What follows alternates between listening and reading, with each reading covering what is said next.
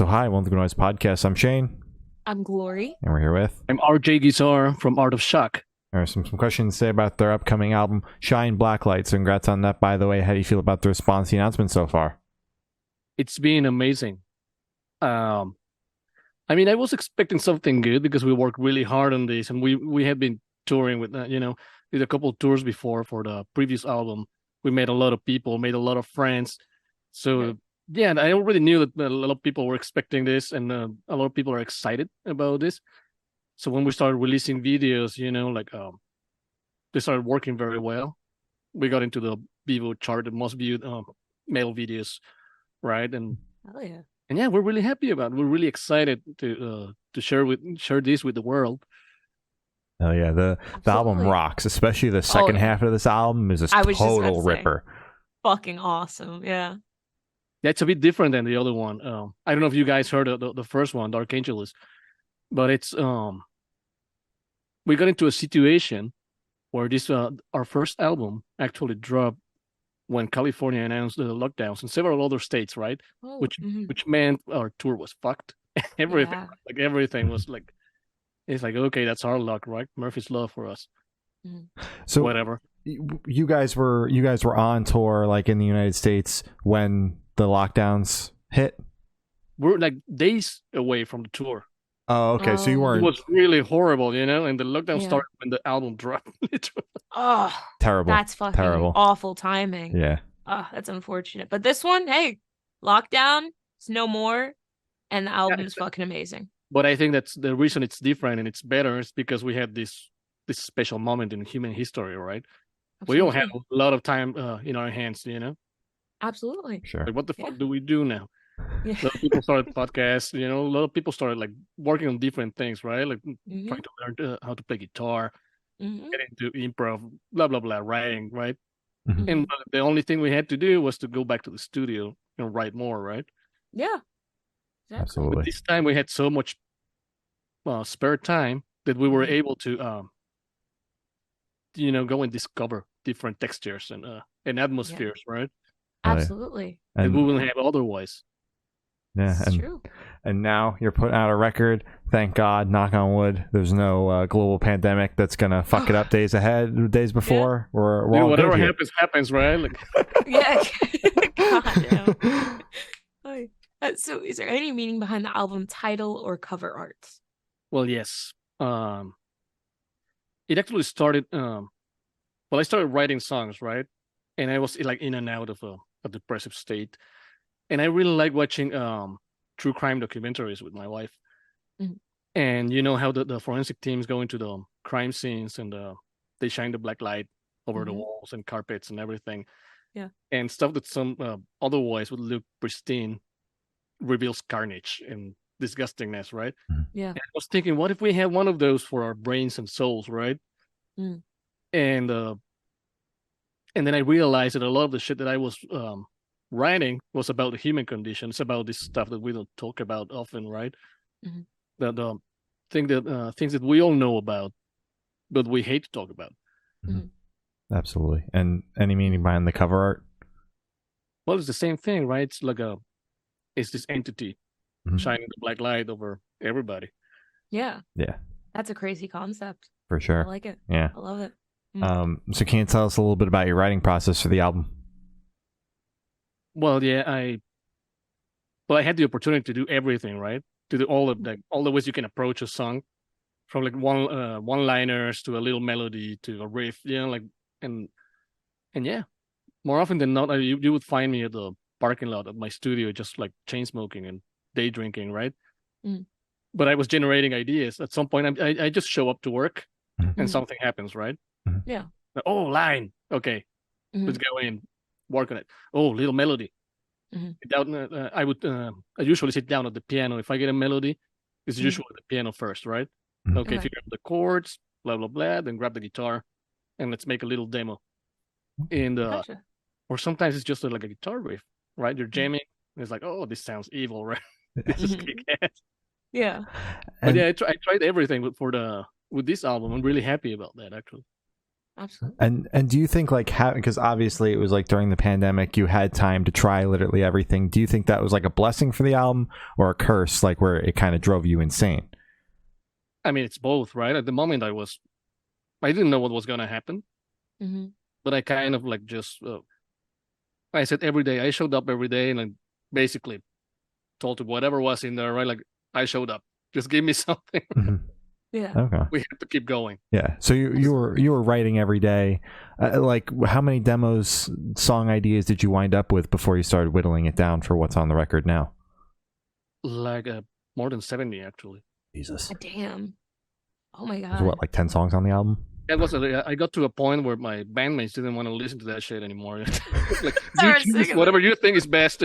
Exactly. Yeah. Yeah. Oh my goodness. And with all of those different approaches that you tried for writing music for this album, did you find a new approach that you never would have tried but were able to figure out because of the pandemic that you're going to kind of implement into your next album? I think that would be the stream of consciousness, Mm. you know, to not really know what you're going to talk, not really have an idea, but sit down and still do it, right? Yeah. And then your brain's going to start hearing things and making Mhm. up words and then sentences. And then, Yeah. and it just snowballs and you don't know who wrote that thing, right? It just appears in front of you. Yeah. Yeah. Okay. I really Fucking enjoy hell. that. Yeah. Yeah. Fuck yeah. So what song off this album took longest to write, and which one is your personal favorite?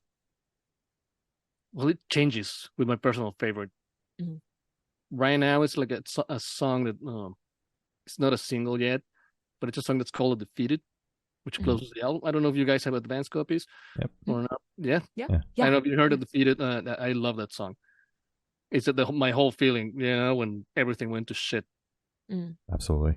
Like everything all of our little plans and schemes and everything, like Yeah.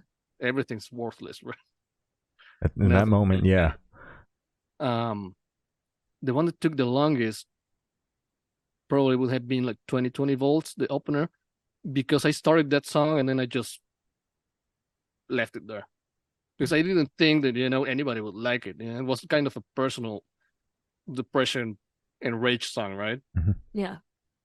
And it was like it's kind of too crazy. Mhm. So I thought Mhm. nobody's gonna like this, so I left it there, right, for months and months until the band and my team started saying like you have to work on that one. Mhm. So yeah, it was like probably more than a year from start to finish for that one. Okay. So obviously that's one of the more personal songs on the record. Do you have a tendency to kind of do that with the more personal songs, like kind of hold them to yourself and like try to shield them away from everybody until someone's like, no, you have to work like that's the one. That's a good one. I tend to hide, especially musically when it's too crazy. Mhm. So I'm doing all kinds of like peaks and valleys and like shit that makes no sense. Usually, a producer would tell you, no, you don't do it that way. Mhm. Kind of stay here for a little while, then let's go up, then let's go down, and let's not be so schizophrenic about it, right? Mhm. So yeah, I tend to hide those things from Okay. myself. Okay. Okay. So is the fear more so anxiety of kind of opening yourself up to your fan base and just kind of putting that song out there? Or is it more of no one will understand this because it's just so personal to me? I think I feel like nobody's gonna get it. Like at the moment, it's something for my own enjoyment, right? Yeah. I like this little piece, Yeah. It Yeah. helped me feel better at Yeah. the moment, but I feel still like it's just for me. Nobody else Mhm. will like this chaos, right? Yeah. Makes And sense. then you're usually wrong when you think. Yeah. Yeah. Because I Yeah. mean, there are a lot of fucking people in this world. Usually there's at least one other person out there that is experiencing what you're feeling and will resonate with it. Exactly. So how'd the track list for the album come about? Did you write the opener be the opener, closer be a closer? Did you shuffle around and see what fits? What was that process like? Well, I wrote all the songs and then actually I let the team, the band, and the Taylor, the producer, or A&R decide what the track list and what the order was going to be. Fair enough. Once Mhm. everything was done, I don't care anymore, right? I made the songs and I like them all. So I don't Yeah. really So you like to be like disconnected from that part. It's just like hand me the track list and I'll just okay it. yeah. Mhm. Yeah. Fair enough. Oh, well, that's fair. So would you be able to tell us where your headspace is at while you're creating this album? I know you kind of went into it a little bit earlier, whole pandemic lockdown, but if you could go a bit more in depth, that would be appreciated. Well, yeah, it was. I mean, a feeling of uncertainty Mm. and also of loss. Mm. And we worked so hard to create the first album, right? Yeah. We got signed, like all these like dreams, like we're hitting the You're doing the thing. all Yeah. the checkboxes, right? Yeah. And then that happens, and I'm like, holy shit. Well, whatever, right? We have to be resilient. Mm. But the feeling of uncertainty was big. Yeah. Okay. Yeah. Not only with the whole band, we didn't know what was going to happen. Yeah. And even with all those like negative feelings because of obviously everything going around, what was kind of the catalyst for you and the driver in like continuing to write, writing this record when everything was going to shit and you didn't even know if you would be able to play another show again? But that point was like, you have to do something creative, or the pandemic gave us time to just drink all day or do drugs or do what. Instead of doing that, I chose to be creative. Fair enough. Because I know a lot of people that couldn't see a guitar. Mhm. They were Yeah. so depressed that they couldn't literally touch their own instruments. Yeah. They just started Yeah. drinking and Mm. and I think it was hard for me too. But I chose to show up to work. Yeah. That's the most Exactly. important Even thing. if I was like completely devastated, every morning I would get up, go to my studio, and say, "I'm here." Exactly. I I'm showed still up. here. Had Exactly. to have Yeah. the little wins, Mhm. So how do you recommend your fans to listen to this album for the first time? Should I do it in the car with friends, in the dark with headphones on? Is it a workout album, party album? What do you personally recommend? Well, it's always better with headphones for me. At least for me, the experience is always like with any album. It's Mhm. more personal, right? And you hear the details, and there's a lot of stuff that you don't hear, like when, for example, when you're driving to work, right? Mhm. Listening to an album, yeah, you can enjoy it, but you don't hear like the tiny details. Yeah. That's fair. But yeah, I mean, you can enjoy it anyways, like as with any other album. But for me, the way that I personally enjoy music is usually through headphones. Headphones. All Fuck right. yeah. All right. So this one should be super, super quick off the top of your head. I want you to describe this album for new listeners in 3 words. No more, no less. Super kick-ass metal. I love Fuck that. yeah. Hell yeah. Hell yeah. Perfect. So in that same train of thought, is there a certain feeling or emotion you want listeners to have while going through the album? Probably, the subject matters are really dark, but I want what I'm really trying to do is to give a feeling of hope, right? I feel that if we had that black light and we could see each other's like stains of mind and so we would have to talk about it, right? Yeah. And we would do way better if we had this conversation. Yeah. We're more open about it. And yeah. Absolutely. Yeah. Fuck yeah. So are you able to touch on any particularly challenging or standout moments from the creation of this album, positive or negative? Well, moments. A lot of this stuff was really hard to for me to actually even show to the band, right? Like Drag Me to Hell, that's my own story of survival. Yeah. About domestic abuse, and it was really hard. It's like, because I'm a guy, right? For a long time it felt wrong for that. You cannot be abused, but you can, Yeah. Yes. And I was apprehensive to that until I was able to put it into a song. Yeah. Like, hey guys, listen to this. And of course, so different that everybody wants to do it, right? Yeah. So what have you done? Piano? Holy shit. I always work on piano, but I had never used the piano for a song, Yeah. Yeah. Yeah. That's All fair. right. I just want to say I'm sorry that happened to you, but I appreciate you being open to talk about it on our platform on the That's podcast. important. The more we talk about it, the more people that are going through it will realize that we can get out of it. Because at the moment, you cannot see anything. There's no future outside of that darkness that you're into, right? And but if we hear each other talking about it, we might think, okay, maybe there's a future, maybe there's something. Yeah, absolutely. This, right? Maybe there's life after this horrible darkness, right? Yeah. Or someone could hear it and realize that they are in that situation. Sometimes people just don't even Sometimes you don't even clock that. Yeah. Yeah. Totally. Thank you. So for this question, we want you to picture you're on tour, you're at a gas station for a rest stop. What is your snack of choice? I have to. I hate snacks in general. You hate snacks?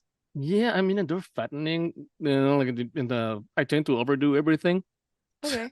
I try to stay away from it. For example, like I have like the Sour Patch Kids right now, right? I fucking love Sour Patch Kids. Hell I yeah. have little ones because if Mhm. I had a big one, I would eat the whole thing, right?